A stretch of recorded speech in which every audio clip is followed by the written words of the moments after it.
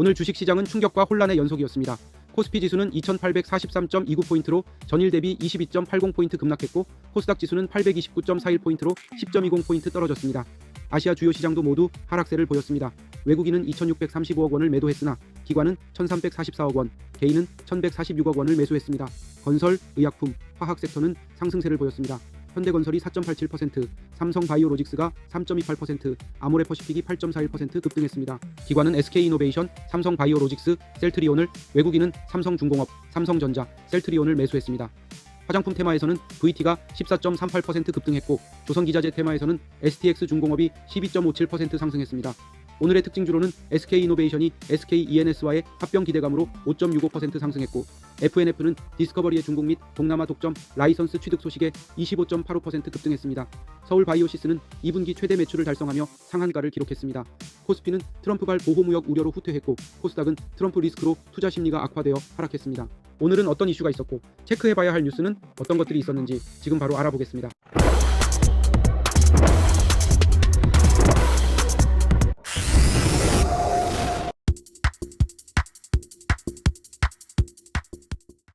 첫 번째로 주목해야 하는 오늘의 이슈는 NH농협은행을 비롯한 국내 주요 시중은행들이 11억 달러에 달하는 외화를 긴급 조달하고 있다는 점입니다. 이는 도널드 트럼프 전 대통령이 피습당한 이후 그의 대선 승리 가능성이 높아지면서 금융 전문가들과 투자자들 사이에서 달러 강세가 당분간 지속될 것이라는 전망 때문입니다.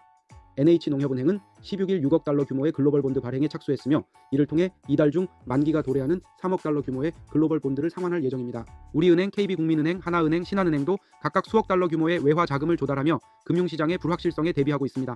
트럼프 전 대통령의 대선 승리 가능성에 따라 달러 강세가 더욱 지속될 것이라는 전망도 힘을 얻고 있습니다.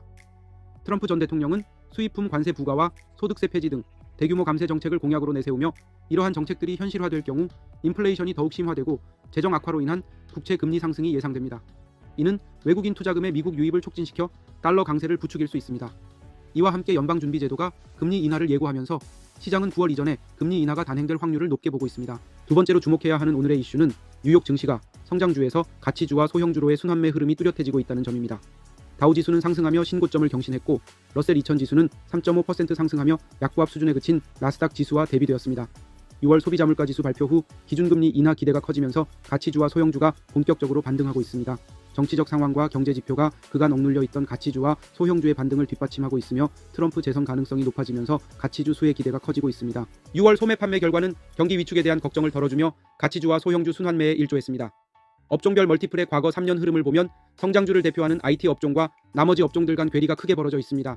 IT 업종 멀티플은 지난 3년 내 고점 부근에 위치한 반면 순환매가 본격화된 후 고성과를 기록한 산업, 소재, 금융업종의 경우 현재 멀티플이 3년 내 고점 대비 낮은 수준입니다. 세 번째로 주목해야 하는 이슈는 SK그룹의 에너지 사업 회사인 SK이노베이션과 SKENS의 합병 소식입니다.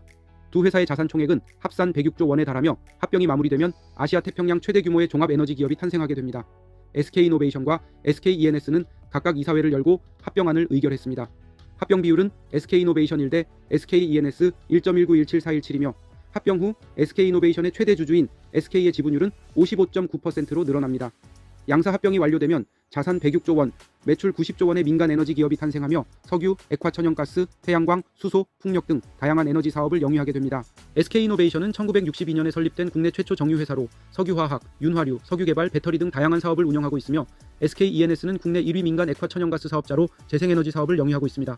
합병으로 양사는 포트폴리오 경쟁력 강화, 재무 및 손익구조 개선, 성장 모멘텀 확보 등의 시너지를 기대하고 있습니다. 마지막으로 주목할 이슈는 일론 머스크 테슬라 최고 경영자가 트럼프 전 대통령 지지 선언과 함께 매달 4,500만 달러의 정치 자금을 기부할 것이라고 밝힌 점입니다.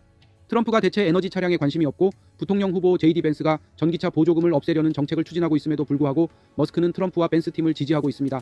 이는 테슬라가 전기차 보조금 폐지로 인해 시장 점유율을 더욱 늘릴 수 있을 것이라는 계산 때문입니다. 그러나 전문가들은 보조금 폐지가 테슬라의 경쟁력을 갉아먹을 수 있다고 우려합니다. 트럼프 전 대통령은 연준의 금리 인하를 반대하고 비용 절감을 통한 금리 하락을 주장하고 있어 이는 시장 금리에 영향을 미칠 수 있습니다.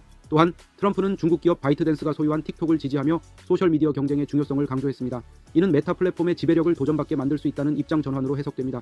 트럼프는 정치적 목적 외에도 소셜 네트워크 트루스 소셜을 운영하는 트럼프 미디어 및 기술 그룹의 대주주로서 이 회사는 시가총액이 70억 달러에 달하지만 매출은 스타벅스 매장 2곳의 매출과 비슷한 수준입니다.